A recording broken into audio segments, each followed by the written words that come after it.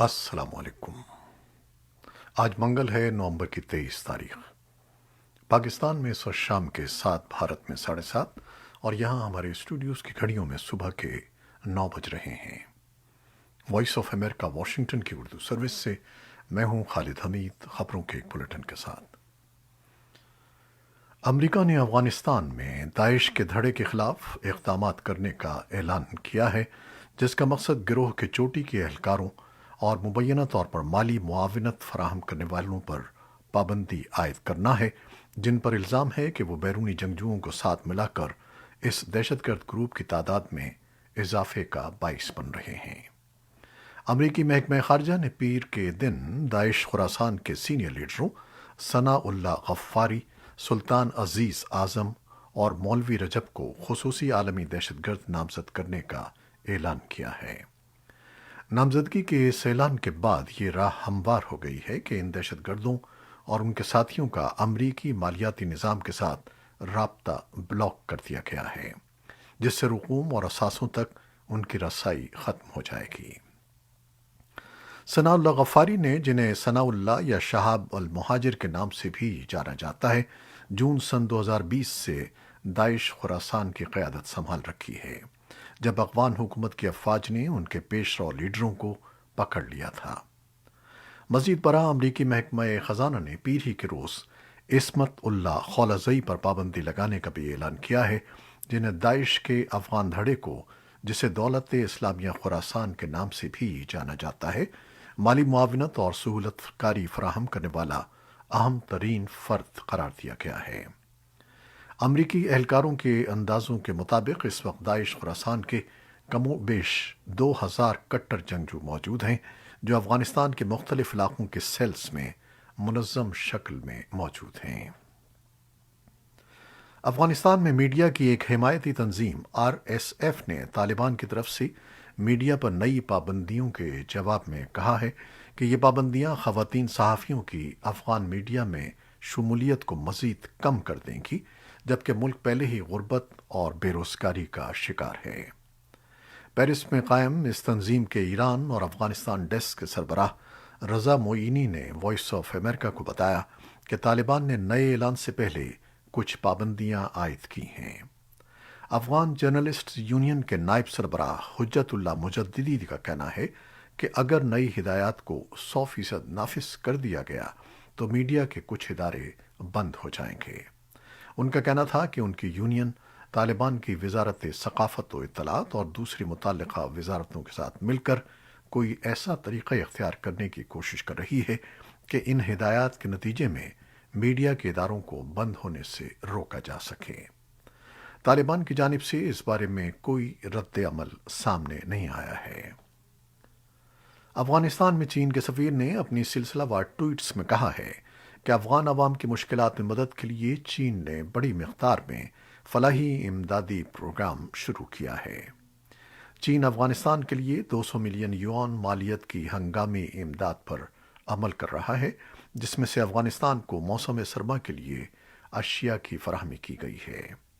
انہوں نے کہا کہ 5000 ٹن سے زیادہ اناج اور کووڈ ویکسین کی 30 لاکھ خوراکوں کی کھیپ بھیجی جائے گی۔ افغانستان میں ریڈ کراس کی بین الاقوامی کمیٹی ICRC نے 18 علاقائی اور صوبائی ہسپتالوں اور ان میں کام کرنے والے عملے کے 5100 ارکان کی مدد کرنا شروع کر دی ہے، تاکہ افغانستان میں صحت عامہ کے نظام کو مکمل طور پر تباہ ہونے سے بچایا جا سکے۔ اس امدادی کارروائی میں نظام کو چلانے کے اخراجات اور طبی سامان کے لیے فنڈنگ شامل ہے۔ بھارت کے قومی تحقیقاتی ادارے نیشنل انویسٹیگیشن ایجنسی نے انسانی حقوق کے سرکردہ کشمیری کارکن خرم پرویز کو مبینہ دہشت گردی فنڈ کے ایک کیس میں گرفتار کر لیا ہے۔ پیر کی رات گرفتاری سے پہلے ایجنسی نے دارالحکومت سری نگر میں خرم پرویز کے گھر اور دفتر پر چھاپے مارے، اور جیسا کہ ان کے اہل خانہ نے بتایا، چھاپوں کے دوران NI نے ان کا لیپ ٹاپ، موبائل فون اور چند کتابیں اپنی تحویل میں لے لیں۔ NIA عہدیداروں نے بتایا ہے کہ ایجنسی نے جس کیس کے سلسلے میں خرم پرویز کو حراست میں لیا ہے، اس کا تعلق ان کے بقول مختلف نام نہاد غیر سرکاری تنظیموں اور ٹرسٹس کی طرف سے بھارت اور غیر ممالک میں امدادی اور خیراتی کاموں کے نام پر اکٹھا کی جانے والی بھاری رقوم کو بھارت کے زیر انتظام کشمیر میں علیحدگی اور افتراق پسند اور دہشت گردانہ سرگرمیوں کے لیے استعمال کرنے سے ہے۔ جے کے سی سی ایس اور انسانی حقوق کے محاذ پر سرگرم کشمیری وکلاء کی تنظیم لیگل فورم فار کشمیر نے خرم پرویز کی گرفتاری پر رد عمل ظاہر کرتے ہوئے ایک بیان میں ان کی فوری اور غیر مشروط رہائی کا مطالبہ کیا ہے۔ جموں و Kashmir high court bar council اور پاکستان نے بھی خرم پرویز کی گرفتاری کی مذمت کی ہے۔ منگل کو اسلام آباد میں دفتر خارجہ کے ایک بیان میں کہا گیا کہ پاکستان بھارتی مقبوضہ جموں و کشمیر میں انسانی حقوق کے کارکن خرم پرویز کی گرفتاری کی سخت مذمت کرتی ہے۔ بھارتی قابض فورسز کی طرف سے الزامات میں انسانی حقوق کے کارکنوں کی منمانی گرفتاریاں نئی دہلی کی طرف سے روا رکھی جانے والی دہشت گردی اور مقبوضہ علاقے میں بنیادی حقوق کو روندنے کا بیان ثبوت ہیں۔ حقوق بشر کی عالمی تنظیم ایمنسٹی انٹرنیشنل نے بھی خرم پرویز کی گرفتاری پر ناراضگی کا اظہار کیا ہے۔ ایک ٹویٹ میں ایمنسٹی انٹرنیشنل نے کہا کہ بھارت میں انسداد دہشت گردی قوانین کا انسانی حقوق پر کیے جانے والے کام کو مجرمانہ بنانے اور اختلافات کو دبانے کے لیے کیسے غلط استعمال کیا جاتا ہے، اس کی ایک اور مثال کشمیری فعالیت پسند خرم پرویز کی گرفتاری ہے۔ انسانی حقوق کے محافظین کو نشانہ بنانے کے بجائے حکام کو چاہیے کہ وہ انسانی حقوق کی پامالیوں کو احتساب کے دائرے میں لائے۔ ایمنسٹی انٹرنیشنل نے پاکستانی حکام پر زور دیا ہے کہ وہ مشتبہ عسکریت پسندوں کو کئی برس تک بغیر مقدمہ چلائے جبری طور پر لاپتہ کرنا بند کریں۔ ایمنسٹی انٹرنیشنل نے زندہ بھوت کے عنوان سے ایک رپورٹ میں انسانی حقوق گروپ کے گمشدہ افراد کے اہل خانہ کو اپنے زیر حراست رشتہ داروں کے بارے میں معلومات حاصل کرنے میں درپیش مشکلات کو بیان کیا ہے۔ انسانی حقوق سے متعلق تنظیموں کا کہنا ہے کہ پاکستان میں عدالتیں موجود ہیں اور فیئر ٹرائل کا حق ہر شخص کو حاصل ہے۔ اگر کسی شخص پر کوئی الزام ہے تو اسے جبری طور پر نظر بند یا گمشدہ رکھنے کے بجائے انصاف کے کٹہرے میں لایا جائے۔ پاکستان میں گمشدہ افراد کے لیے قائم کردہ کمیشن کے مطابق اگست سن 2021 تک کمیشن کے پاس 2279 کیسز اب بھی موجود ہیں۔ حکومت کی طرف سے کوئی فوری رد عمل سامنے نہیں آیا ہے، لیکن حکومت کا یہ کہنا ہے کہ اس سلسلے میں مطلوبہ کوششیں جاری ہیں۔ خیبر پختونخوا کے قبائلی ضلع باجوڑ میں گھات لگا کر قتل کے واقعے کے خلاف منگل کو بھی احتجاج جاری رہا۔ مقتول قاری محمد الیاس کی آخری رسومات میں بڑی تعداد میں لوگ شریک ہوئے۔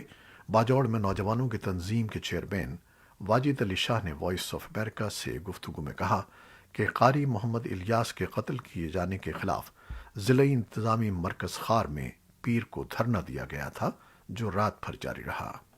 اس دھرنے میں مردوں کے علاوہ درجنوں خواتین بھی شریک ہیں جو قاری محمد الیاس کی رشتہ دار ہیں۔ باجوڑ سے تعلق رکھنے والے سینئر صحافی انور اللہ خان نے بتایا ہے کہ قاری محمد الیاس ایم اے پرائیویٹ کے طالب علم تھے اور وہ خار کے سرکاری اسکول میں امتحانی پرچہ دینے کے بعد جب باہر نکلے تو نامعلوم حملہ آوروں نے فائرنگ کر کے ان کو قتل کر دیا۔ ان کے مطابق حملہ آور اس کارروائی کے بعد فرار ہونے میں کامیاب ہو رہے۔ انوار اللہ کا کہنا تھا کہ کسی فرد یا گروہ نے تاحال قاری محمد الیاس کو قتل کرنے کی ذمہ داری قبول نہیں کی ہے۔ کراچی کے علاقے کرنگی مہران ٹاؤن میں فیکٹری میں لگنے والی آگ میں ہلاک ہونے والے 17 افراد کے اہل خانہ نے دیت یعنی خون بہا کی رقم حاصل کرنے پر رضامندی ظاہر کر دی ہے، جس کے بعد فیکٹری مالکان سمیت تمام 13 ملزمان کو ضمانت پر رہا کر دیا گیا ہے۔ تاہم دوسری جانب مزدوروں کے حقوق کے لیے کام کرنے والی تنظیمیں یہ مطالبہ کر رہی ہیں کہ فیکٹری میں حفاظتی انتظامات نہ کرنے والے اور اس سے متعلقہ قوانین پر عمل نہ کرنے والوں کو سزائیں دلوائی جائیں۔ ادھر متاثرین نے بھی یہ الزام عائد کیا ہے کہ پولیس کی تفتیش نے شروع سے ہی کیس کو کمزور بنا دیا تھا، جس کی وجہ سے فیکٹری مالکان کو سزائیں ملنے کا امکان بہت کم رہ گیا تھا۔ چین کے صدر شی جن پنگ نے پیر کے روز کہا کہ ان کا ملک جنوب مشرقی ایشیا پر حاوی ہونے یا اپنے چھوٹے پڑوسی ملکوں کے خلاف جارحانہ رویہ نہیں رکھتا۔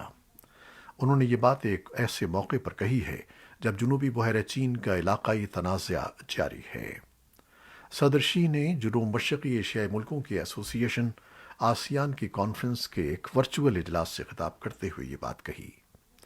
یہ کانفرنس چین اور آسیان ممالک کے درمیان تعلقات کی 30ویں سالگرہ کے سلسلے میں منعقد ہوئی تھی۔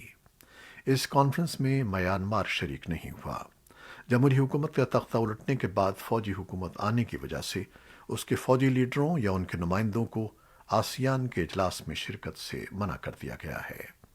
سرکاری خبر رساں ایجنسی شنہوا کے مطابق چین کے صدر شی نے کہا کہ چین بالادستی اور طاقت کے بل پر سیاست کا بھرپور طور سے مخالف ہے اور اس کی خواہش ہے کہ پڑوسی ملکوں سے دوستانہ تعلقات پروان چڑھیں۔ چین کبھی بھی کسی علاقے میں اپنی بالادستی کا خواہاں نہیں رہے گا اور نہ چھوٹے ملکوں کو بزور طاقت دبائے گا۔ کانفرنس سے خطاب کرتے ہوئے ملائیشیا کے وزیر اعظم اسماعیل صابری یعقوب نے کہا کہ تسلیم شدہ بین الاقوامی اصولوں اور قوانین کی روشنی میں جنوبی بحیرہ چین کے مسئلے کو پرامن طور پر حل کیا جانا چاہیے۔ ملائیشیا تمام ملکوں پر زور دیتا ہے کہ وہ جنوبی بحیرہ چین کو ایک سمندری علاقہ بنائیں جو پرامن اور مستحکم ہو اور تجارتی مقاصد کے لیے کھلا ہو۔ انڈونیشیا کے صدر جوکو ویدودو نے کہا کہ چین اور آسیان ملکوں کے درمیان اقتصادی رابطے مضبوط ہوئے ہیں اور پچھلے 12 برسوں سے چین آسیان ممالک کا سب سے بڑا تجارتی ساتھی ہے۔ انڈونیشیا کے صدر نے مزید کہا کہ آسیان ممالک میں سرمایہ کاری چوتھا سب سے بڑا وسیلہ ہے۔ انہوں نے کہا کہ اگر ہم سب بین الاقوامی قوانین کا احترام کریں تو باہمی اعتماد حاصل کیا جا سکتا ہے۔ اور اب کورونا وائرس سے متعلق خبریں۔ امریکہ کے وبائی امراض کے اعلیٰ ترین ماہر ڈاکٹر اینتھونی فاؤچی نے اتوار کے روز لوگوں پر زور دیا ہے کہ وہ تھینکس گیونگ کے تہوار کو محفوظ بنانے اور مستقبل میں کسی بھی ممکنہ خطرے سے بچنے کے لیے کووڈ 19 کے خلاف ویکسین کا بوسٹر لگوائیں۔ سی ڈی سی کے ایک بیان میں کہا گیا ہے کہ 18 سال سے زیادہ عمر کے بالغ افراد ویکسین کی بوسٹر خوراک لگوا سکتے ہیں۔ سرکاری اعداد و شمار کے مطابق امریکہ میں اب تک 19 کروڑ 60 لاکھ سے زیادہ افراد ویکسین کی دونوں خوراکیں لگوا چکے ہیں، جبکہ تیسری خوراک یعنی بوسٹر لگوانے والوں کی تعداد محض 3 کروڑ 45 لاکھ کے لگ بھگ ہے۔ بیماریوں سے بچاؤ اور کنٹرول کے امریکی ادارے سی ڈی سی نے بتایا ہے کہ ملک میں اب بھی تقریباً 6 کروڑ افراد ایسے ہیں جنہوں نے ویکسین کی ایک بھی خوراک نہیں لی ہے۔ امریکہ میں ان دنوں کورونا وائرس کے نئے مریضوں کی تعداد میں اوسطاً 90,000 یومیہ کا اضافہ ہو رہا ہے۔ ڈاکٹر فاؤچی کا کہنا ہے کہ یہ تعداد غیر متوقع نہیں ہے کیونکہ موسم مسلسل ٹھنڈا ہو رہا ہے اور ٹھنڈ کی وجہ سے لوگ عمارتوں کے اندر مسدود ہوتے جا رہے ہیں، جس کی وجہ سے وائرس کی منتقلی نسبتاً آسان ہو گئی ہے۔ امریکہ میں تھینکس گیونگ کا تہوار اپنے عزیزوں اور پیاروں کے ساتھ منانے کے لیے ہوائی اڈوں اور سڑکوں پر مسلسل رش بڑھ رہا ہے۔ ماہرین کا کہنا ہے کہ اگر موسم اسی طرح سازگار رہا تو آنے والے چند دنوں میں مزید لاکھوں امریکی طیاروں میں سوار ہو کر فضاؤں کا لطف اٹھا رہے ہوں گے اور اپنے پیاروں سے ملنے کی خوشی میں اپنی گاڑیوں میں شاہراہوں پر رواں دواں نظر آئیں گے۔ تھینکس گیونگ امریکہ کا ایک اہم ثقافتی تہوار ہے جو اس تاریخی دن کی یاد میں منایا جاتا ہے جب امریکہ میں آنے والے نو آباد کاروں اور مقامی باشندوں نے ایک دعوت کا اہتمام کیا تھا جس میں ٹرکی کے گوشت اور مقامی پھلوں، سبزیوں اور اناج کے پکوان پیش کیے گئے تھے۔ اس موقع پر انہوں نے مل جل کر رہنے اور مستقبل کی جانب سفر میں قدم سے قدم ملا کر چلنے کا عہد کیا تھا۔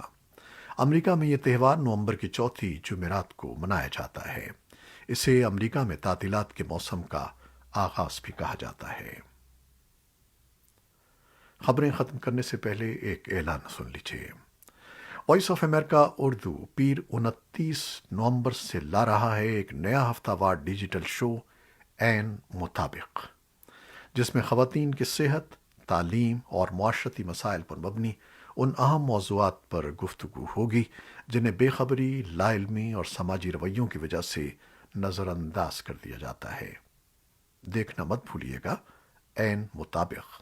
پاکستان میں ہر پیر کی رات 9 اور بھارت میں 9:30 وائس آف امریکہ اردو کی یوٹیوب اور فیس بک چینل پر عین مطابق۔ یہ تھیں وہ خبریں جو فیس بک لائیو پر ہم نے آپ کے لیے پیش کیں۔ ہماری ویب سائٹ، یوٹیوب اور پوڈ کاسٹ پر یہ بلیٹن آپ کے لیے پوسٹ کر دیا جاتا ہے۔ ہمارے اس بلیٹن کو شیئر کرنا نہ بھولیے گا، کیونکہ جب آپ شیئر کرتے ہیں تو لاکھوں افراد تک ہماری آواز اور ہمارا یہ بلیٹن پہنچ جاتا ہے۔ اس کے لیے آپ کا بہت بہت شکریہ۔ خالد حمید کو اب اجازت دیجیے گا۔ اللہ حافظ۔